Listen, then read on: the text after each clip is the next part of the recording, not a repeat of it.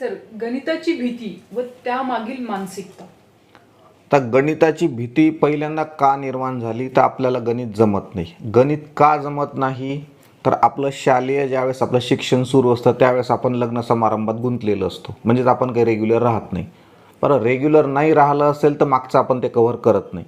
असं हळूहळू 5वीतलं थोडं राहिलं, 8वीतलं थोडं राहिलं, करता करता मग 10वीमध्ये आपल्याला मागचं काही यायला लागत नाही. आणि मग नंतर गणितामध्ये अडथळे आले की मग आपल्याला त्याची एक भीती वाटायला लागतं की नाही, मला काही गणित जमत नाही. पण असं होत नसतं.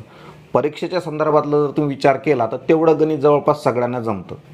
त्यामुळे गणित जमत नाही ही एक मानसिकता होऊन बसलेली आहे तुमची. का? कारण की मला ते येत नाही, मग मला भीती वाटायला लागतं, असं कंडिशन होत राहतात. बट हेच जर तुम्ही ज्यावेळेस पहिल्यापासून स्टार्ट केलं असेल, फ्रॉम द बेसिक, बेच्या पाढ्यापासून हळूहळू आणि पूर्ण टॉपिक जर तुम्ही कव्हर केले, तर हे जे तुमचं 10वीपर्यंतचं 12वीपर्यंतचं टॉपिक सुटलेलं आहे ते सगळे कव्हर होतात.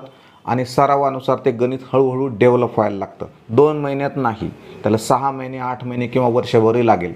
त्याच्यामुळं येत नाही ही मानसिकता पुसून टाकायची आहे, अशा प्रकारे जर केलं असेल तर.